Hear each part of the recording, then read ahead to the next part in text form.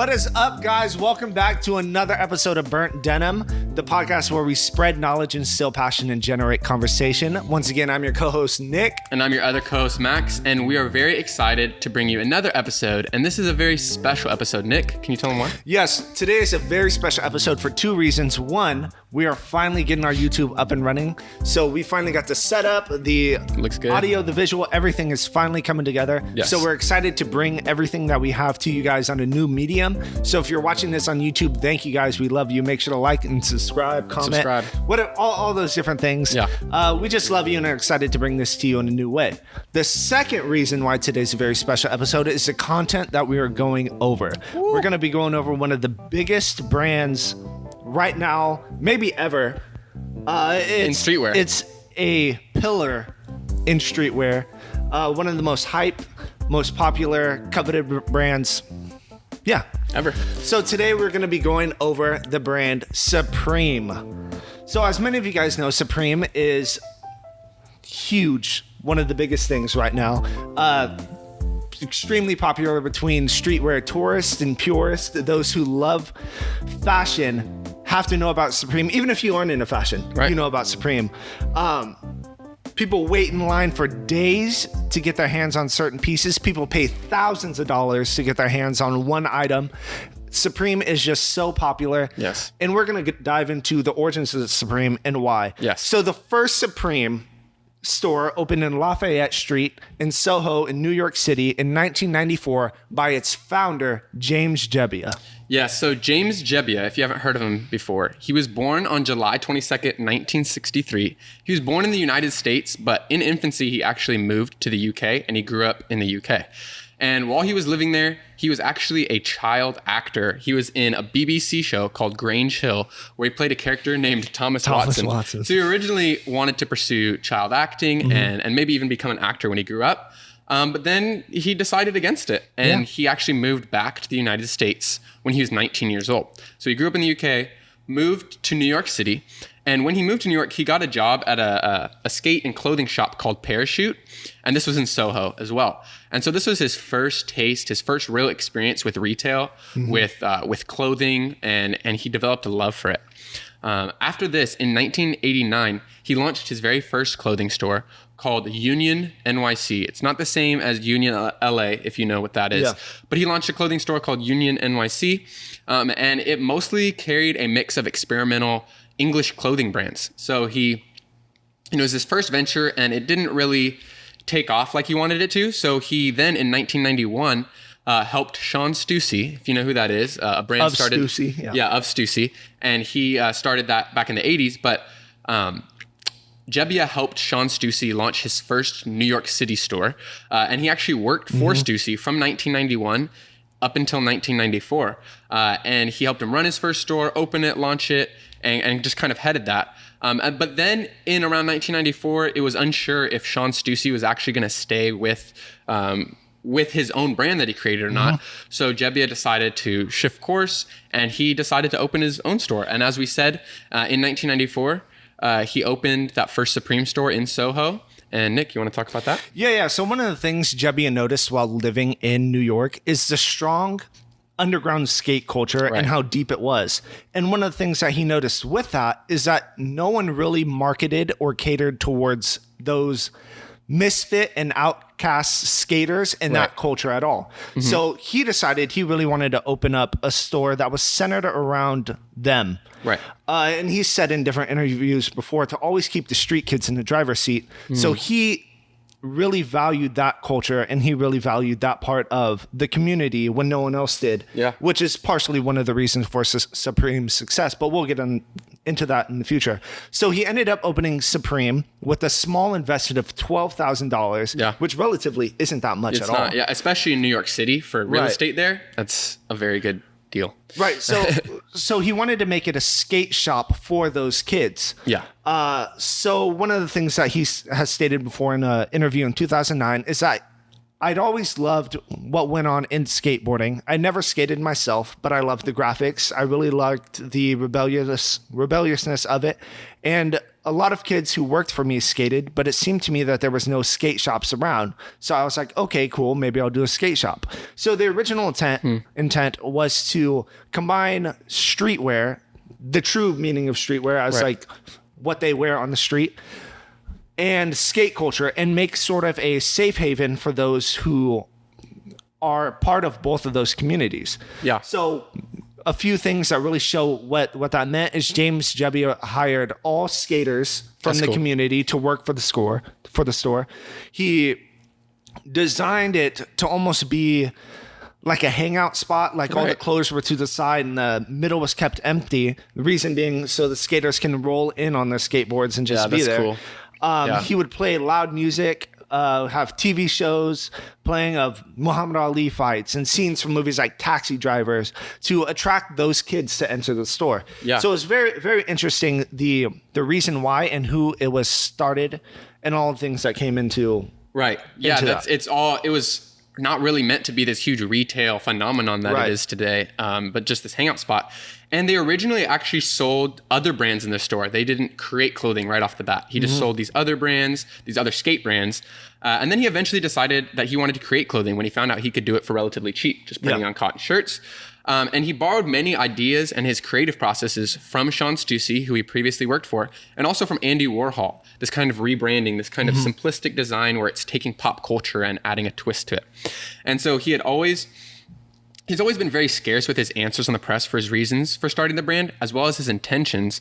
But I found that he stated that he simply thought the name Supreme was cool. But Nick, tell him what you found. So the sources that I looked at found that the name actually came from a John Coltrane album in the 1960s called A Love Supreme.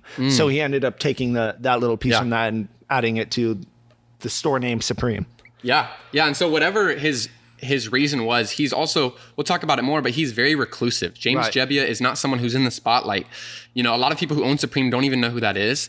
And so there's a lot of mysticism surrounding the origins of Supreme and its intentions moving forward. I mean, we talked about that it's for skaters, but what were the true intentions are kind of, clouded in this mystery.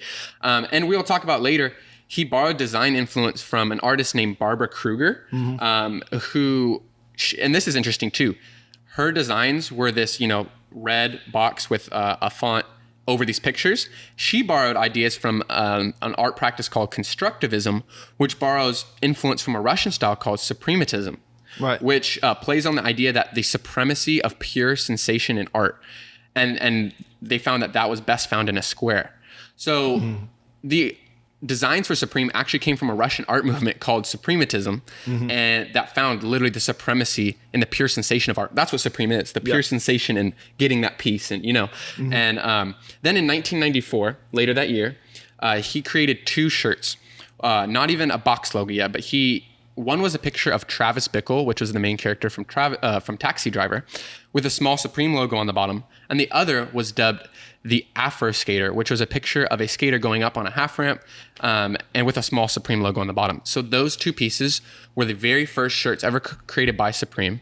And if you can find them on the resale market today, they are very, very limited, very extremely valued, like thousands and thousands of dollars, because I think there were only 60 made of each. And these t-shirts also showed that from the beginning, Supreme wanted to break the cultural norm. They wanted to be countercultural, as Travis Bickle was in Taxi Driver. And that kind of changed today to where that is the culture. But they originally were this anti-establishmentarianism, against the system.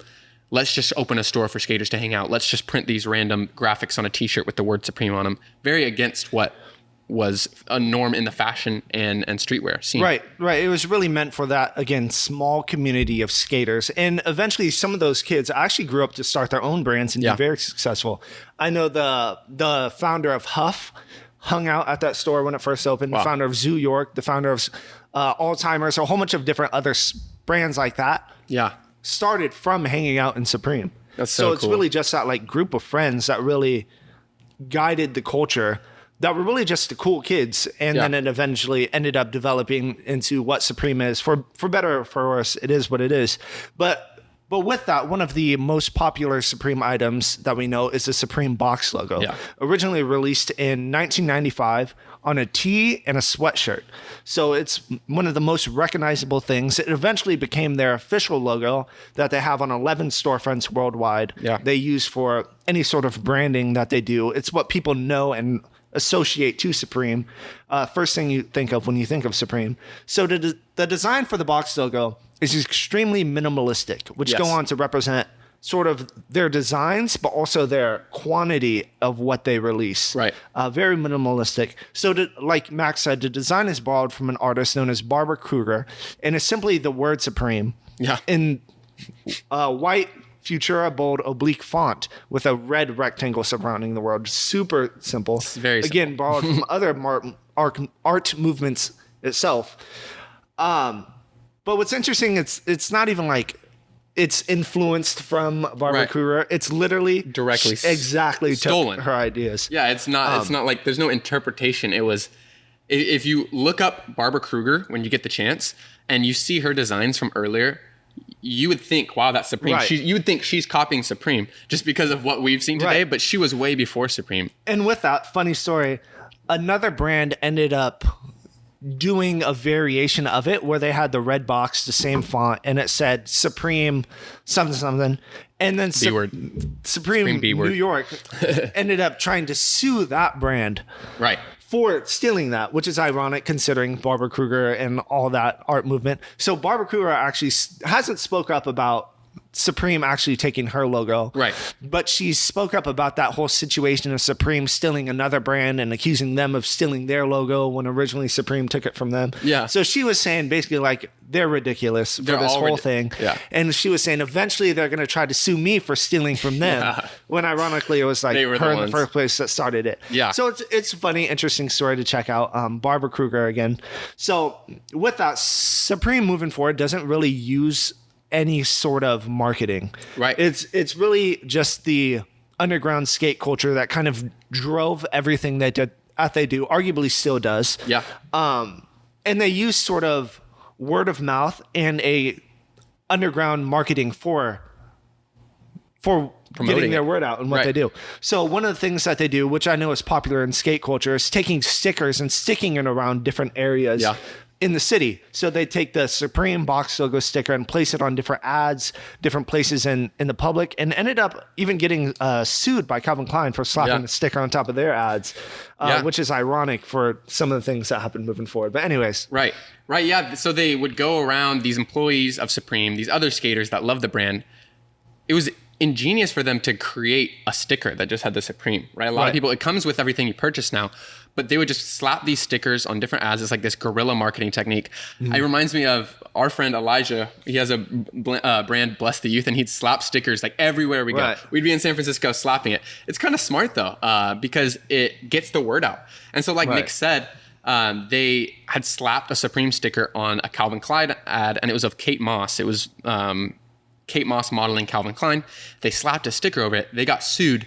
10 years later, they create a shirt, Yep. the Kate Moss shirt, that is that ad with the Supreme sticker on it. And it's kind of a play on, yeah, we got sued, but look how influential it was and Right. look where we're at today.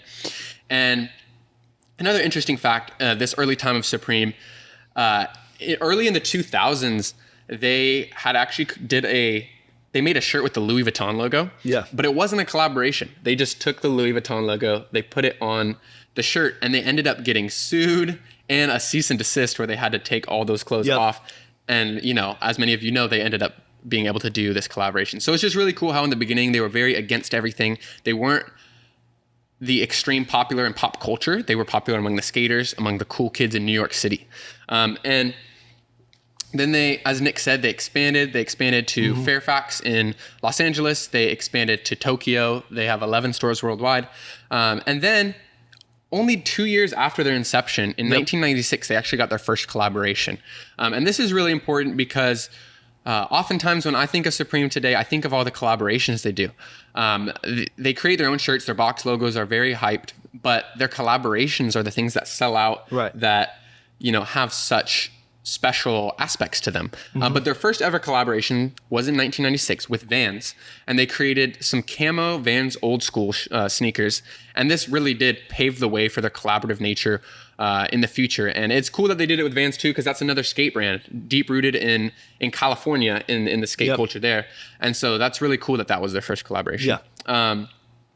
They also released the 5-panel box logo cap in 1996, the same year as the Vans. And this really popularized that cap as well, because previously it was worn by like couriers, mail boys back in the early 20th century, then got popular in the 80s in different clubs. But Supreme took their box logo, put it on this 5-panel cap, and it truly popularized that hat today. You see a lot of people wearing that hat today, and they were ones that really created that mass popularity for that. And with that, it sort of kind of established a brand to a whole bunch of different people and to different groups. And it really solidified it within that underground skate and true streetwear culture. Right. And one of the things that contribute to their growth and success is their relationships that they had with other people. Yes. For example, James Jebbia was really, really good friends with Sean Stussy. He was mentored by him when he was originally starting the Source Stussy.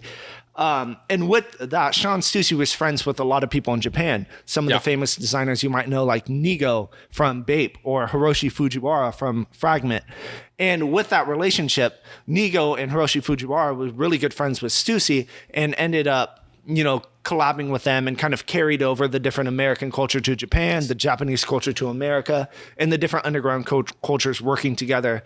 And a natural result of that was that Stussy got Jebbia connected with Nigo and Hiroshi Fujiwara and ended up getting Supreme to Japan, where it really became popular there because it was representative of that underground American skate culture was huge there, which ended up leading to some of the different collabs that they did with them in the future.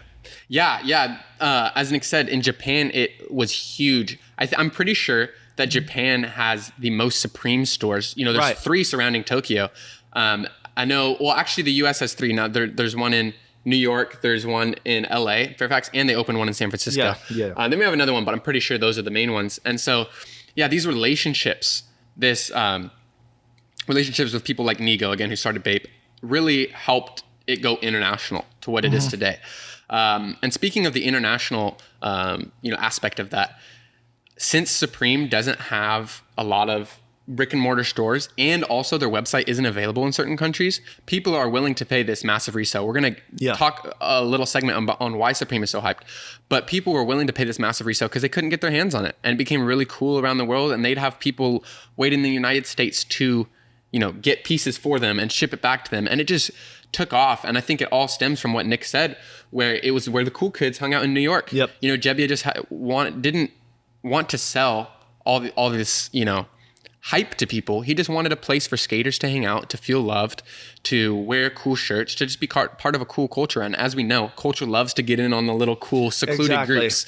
They love to, exploit those, and that's what happened. But speaking of collaborations, the first one was with Vans. The second one was with Bape in 1998. So with Nigo, as Nick was saying, he got a collaboration with Bape, which is also a huge brand today. And I would say probably their most important collaboration, in my opinion, and it's an ongoing collaboration today, was their first collaboration with Nike. And this was in 2002 when they made the Supreme Dunk. So they made the Dunk Low, and then they would make the Dunk High. They have the stars on them, if you've seen them. But this is an ongoing collaboration that still happens every year now, and that was really pivotal for them as well. They also collaborated with the North Face in 2007, which is a very hyped collab that still happens now. Louis Vuitton in 2018, as we talked about, they had to actually stop releasing it. They didn't do as many releases as they want because fights were breaking out, and so many more. And Supreme would also created a tradition of tapping into other artists' creativity for designs. They didn't just have Jebbia designing or the people working for Supreme. People such as Takashi Murakami, who we talked about before with his bright, colorful designs. Jeff Koons, Keith Haring, who is a hype beast in his own respect.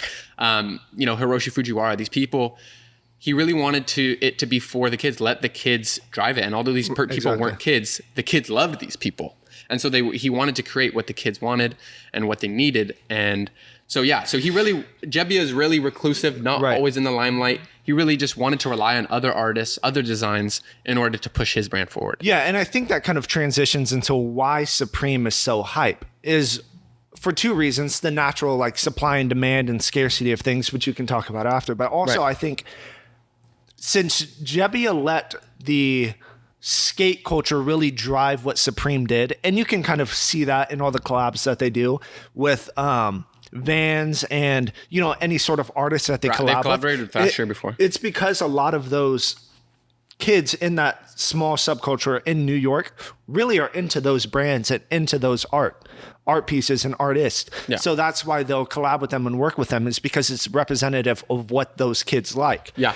And naturally, which is maybe a deeper like societal thing, like society gravitates towards those almost countercultural things, ironically. Right. So naturally it became a hype thing and a popular thing because it was worn by the cool kids in school. It eventually was worn by those celebrities who wanted to seem like they had those hard life experiences and were part of that cool kids group. Right. That's why you'll see like the Kardashians wearing Supreme, because they Yeah. want to relate to that. They wanna group. relate to it And then when they're you'll so far see removed. those like hype beasts in school that have a lot of money that want to seem popular will buy all those things. So it's a very interesting thing, the intent behind Supreme and then the natural way that it plays out. Yeah. With it's meant for the small group of kids who were eventually became the cool kids and representative of counterculture. Then people bought into that because they wanted to seem as if they were in the in group. Right. And then it rose and got more popular. And ironically now, I mean, there are like Supreme purists that are still like in love for the brand for what it truly is. And that core group of Supreme that really still drives what they do.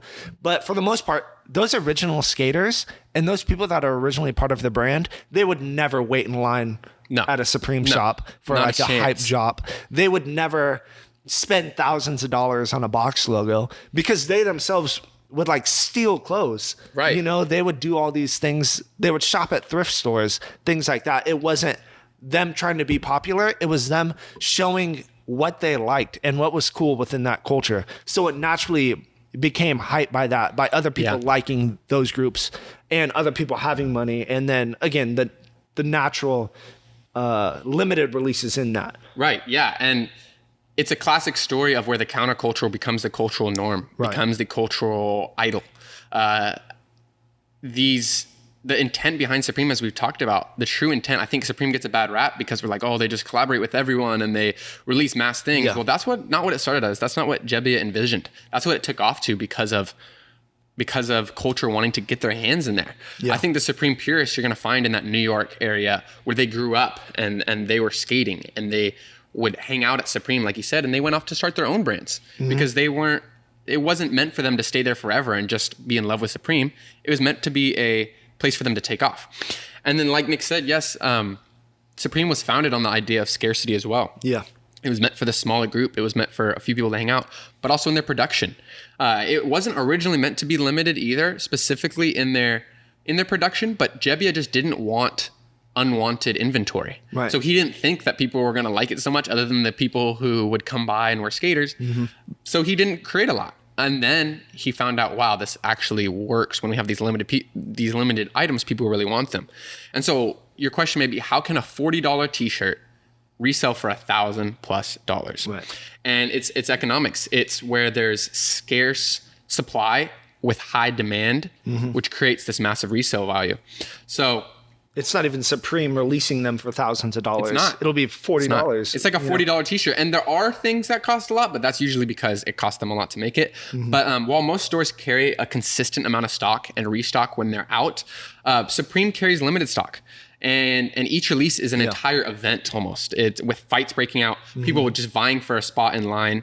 And due to the limited nature of these items, whether it's clothing, whether it's a collaboration, an accessory, a hat, whatever it is, due to the limited nature, each piece almost becomes a collector's item, becomes something special. You see Supreme collectors where they have all of their skate decks and their pieces, their Supreme beach ball, a Supreme brick, Right. all decorated around their house. They're never going to ride that skateboard. Yeah. It's this idea of these are so limited, people want them so bad that they are now a collector's piece. Right. And I think Supreme kind of pokes fun at that because like we've been saying over and over again, it wasn't intended to be that. So don't think the Supreme owners don't realize all of this and they don't know everything that's going on. They realized that it was intended for a small group and kind of got commandeered by mainstream culture. So I think, this is my interpretation, is that they'll make jokes about that and release ridiculous things. And they just sell out instantly and have It's an a joke. extreme, It's a whole joke on culture. resale value. And what's funny is people don't get that either, too. People don't. People think, why are they collabing? Supreme will literally release a brick as Wire like cutters. as like the ironic thing, though. Like for resellers, if you buy things and it doesn't resell, it's a brick. That's what they call it. So Supreme released a literal brick. And then the resale value went. There was some on eBay for over $1,000. So they themselves even understand this and kind of make jokes about it. Wire cutters, a maxi pad, things like that that are just absolutely ridiculous, but still sell out instantly and still go for insane resale prices. Supreme is the biggest joke on pop culture, and they love it because they're getting people to buy the things, and it's just a joke on look what you took from you exploited this, and so we're gonna profit off it, but we're also gonna put the joke on you. And CNBC did a little article on them. Yeah. They stated that fashion houses and the fashion industry spends around $500 billion a year on marketing. Supreme spends zero. Absolutely nothing. It's their social media, or if they do, it's a very small amount. But they spend relatively nothing. It started with word of mouth, and they don't need to. People know what it is. And the last thing I want to talk about is the possible future of Supreme. Mm-hmm. So a few years ago, half of Supreme was bought by the Carlyle Group, which is a private equity group. If you don't know what private equity is, it's these firms that will come in and buy a business and change things up and then eventually sell the business again in order to profit. And so the private equity groups, their main goal is to profit, is to make money, to make the company more money, to make it more valuable. So half of Supreme was bought by the Carlyle Group, which is this huge private equity firm. And so there's speculation that in the future, Supreme may start carrying more stock because they're not making money off of the resale value. Supreme is not making thousands of dollars off t-shirts. That's individuals who buy it. They're making the $40 that it costs, right? Right. And so there is speculation that Supreme in the future will start carrying higher amount of stock, will start making things less limited. Their collaborations, I believe, will still be limited, but in their own production is speculated to possibly go up just because of this private equity group coming in and buying half of them. And they also, we just don't know where it's going to go in the future. Be looking out for it, but it's definitely going to be interesting to see if they will remain in this limited quantity, these hype drops with these lottery systems that they introduce, or if it's going to change. Right. Also interesting to see sort of how it plays out with the culture behind it between. Will it stay hype? Will it stay hype? Will those core group of skaters that hang out at Supreme still drive what they do, or will it become commercialized? Right. Will they know that it's commercialized and kind of poke fun at it, or the sort of back and forth? It's really kind of Supreme's a story. It's really sort of like a deeper thing if you think about it. It really is. So that's what's so interesting. Supreme is known between streetwear purists, tourists.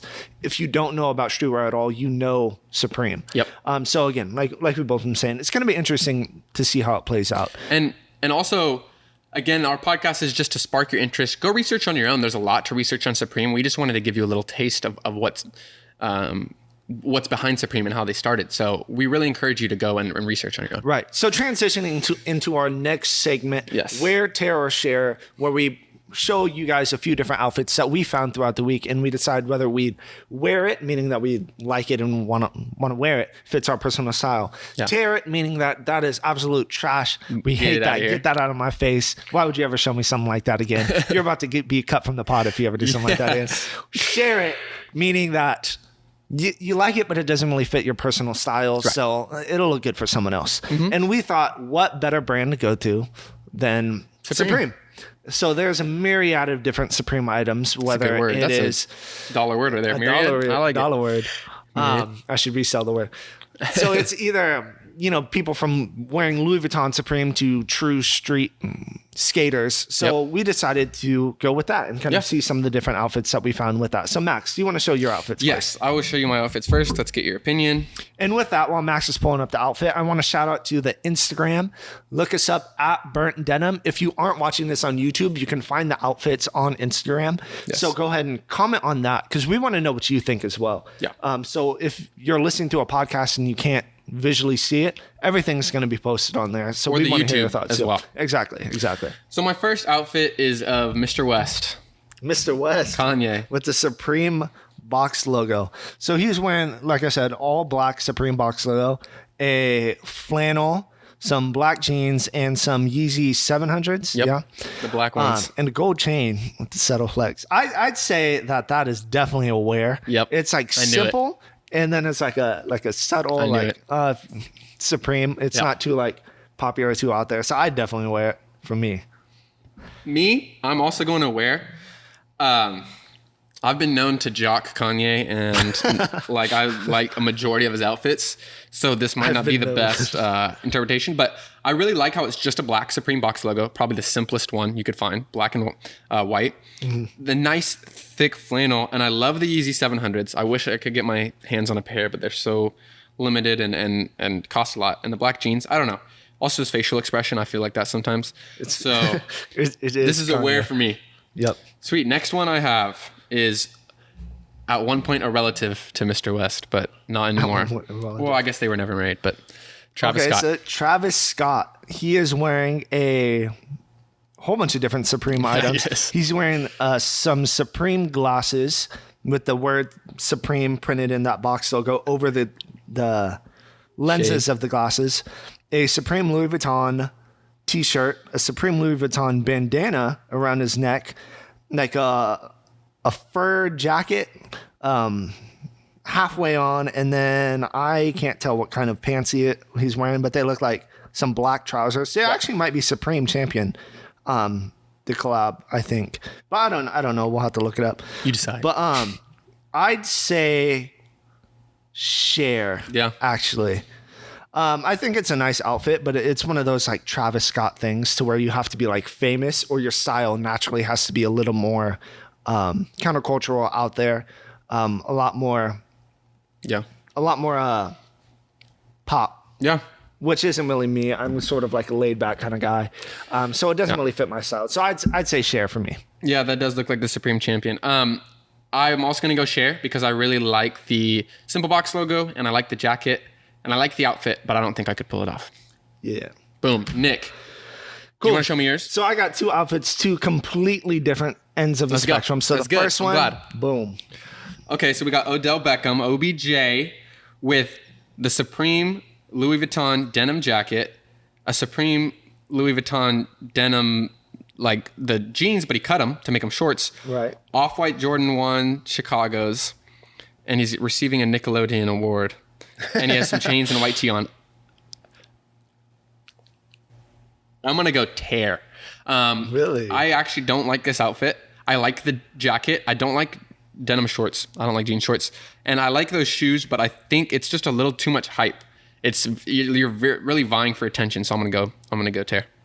You know, this is gonna absolutely surprise you, but I'm gonna go wear. And you just talked about you have to be famous to wear these famous Here's the pieces. thing. He's a hypocrite. Here's the thing.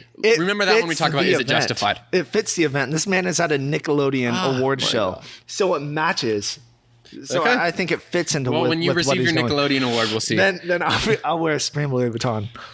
Nickelodeon, invite me there. Supreme Louis Vuitton Off-White's just something extremely hype, but I think it matches kind of the vibe Nickelodeon has. I like it. But that's just me. I'd say That's me. wear. I like the pieces individually, separately, but not the shorts. So we need your thoughts on this. Go ahead and comment and let us know Yes. what you think. My next outfit, boom. Is this Jebby himself? That is Jebbia in front of the first Supreme store in Wow. the 90s. I actually don't know if he's wearing Supreme. I think He's not. it's just Nope, this is not. random He's not wearing outfits. Supreme. This is when he's opening it, or at least putting the logo on. Jebbia, can't tell if your hair's slicked back or buzzed. But I think it's Buzz. I'm gonna go tear. It kind of fits him, but I don't like shirts like that in general. His pants are fine, but I'm gonna go tear just because I I know that's like a skate shirt or early Right. 90s skate shirt as well, but I personally don't like it, so I'm going to go tear. Cool. I don't know. I'm gonna go tear. Also, Yes, it's very, double tear, It's very baby. plain, I guess.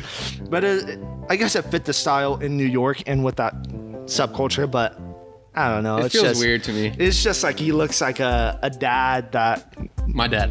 it's a Friday in his computer programming job, so he's Yeah, true. dressing casual. He didn't look like the founder of so- Supreme. I don't know. And then this man has the most popular brand in the world right now. But Right. anyways, I'd go tear for that. Okay. That's my final thoughts. Well, that was Wear, Tear, or Wear, Share. Tear, We hope or you enjoyed Share. it. Make sure to check out the pics on the Instagram. And we have a little thing we want to do for the first time, just to kind of like shout out some small businesses. Nick, can you shout out some small Yeah, businesses? so small business shout out. It's going to be a reoccurring thing for our brand history podcast. So the one that we want to shout out is Torn and Worn Vintage Yes. on Instagram. Go ahead and follow them. That's is my our that's weekly. my vintage page actually. That is Nick's vintage page. Amazing pieces. I've gotten multiple pieces from them. You're going to find some real gems if you check out their Instagram. Yeah, so we release every Saturday. There's a whole bunch of different cool things that we'll spend time finding. So if you don't follow it, Puts a lot of work into that, so really Follow it, follow it, yeah. please. So that is our weekly small business shout out. Check We'll them have out. more coming in the future. Also recommend us different brands too, because we're still getting still to learning a know a lot. lot of people.